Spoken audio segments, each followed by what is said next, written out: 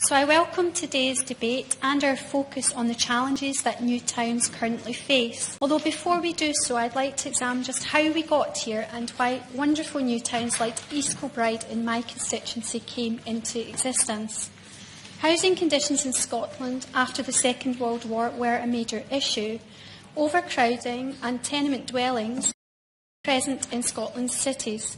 Between the two world wars, there had been some tenement clearance and new building programmes, but in many cases what had been built was not much better in terms of adequacy of housing than what it had replaced.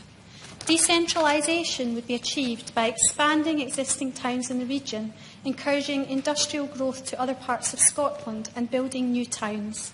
In response to the plan, the new town of East Kilbride was designated just 1 year later in 1947. As many honourable members will be aware, I grew up in the Westwood area of East Kilbride.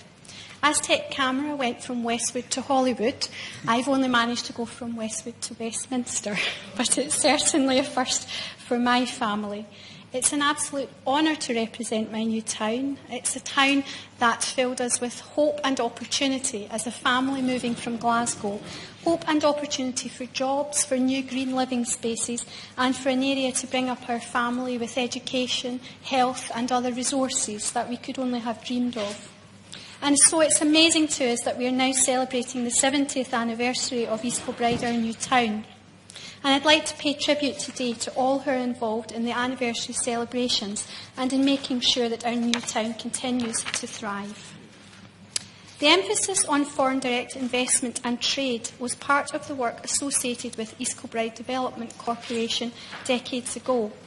This, alongside housing, was very successful, a programme of continued development, but I must say a programme of continued development that is now sadly missed by most of our constituents.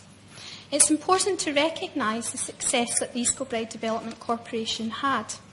Areas of housing in the Stewartfield and Lindsayfield area of the town adopted an approach that embraced urban green spaces at James Hamilton Heritage Park. Similarly, as with many other new towns, there was a focus on creating pleasant living environments, and Calderglen Country Park and our Museum of Rural Life are perfect examples of our many visitor attractions. But today is also about challenges, and over the decades we've seen a loss of key industry to East Kilbride. Rolls-Royce moved out of our town just the other year, and prior to that Motorola, we had previously been thought of as a great semiconductor town within Scottish industry.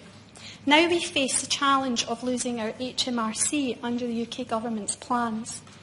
We really must invest in our new towns, we must create jobs in our new towns, and we must maintain those that keep it thriving.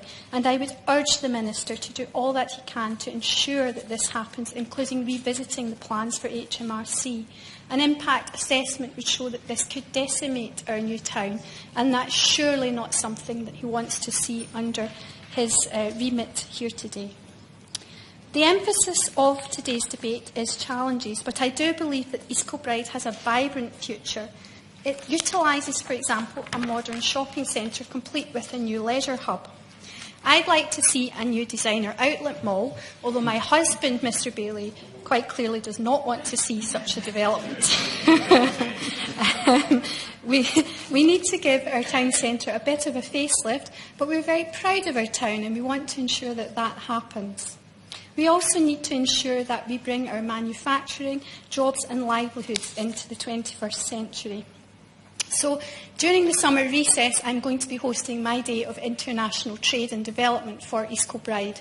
And I'm hoping that the new chair elected today of the International Trade Committee will be opening that day, and that we will have representatives from many of the great trade centres across the world, including China and Hong Kong, and including Japan, who can then speak about why it's so important to invest in our new town and that we can continue to build those links.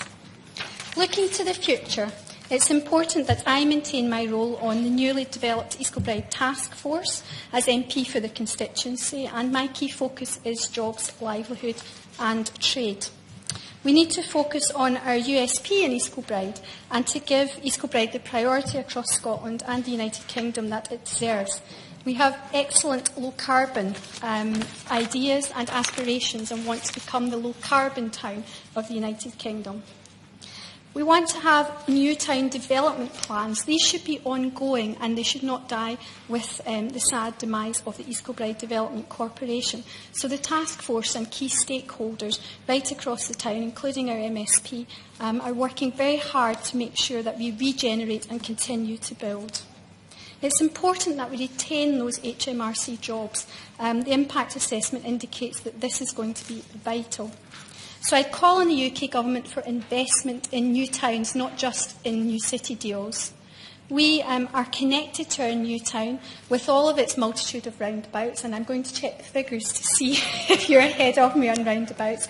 But East Kilbride is widely known and loved as a Polo Mint City, and so it's something that we'll require to check the veracity of in terms of our nickname. East Kilbride is a shining example of a wonderful new town.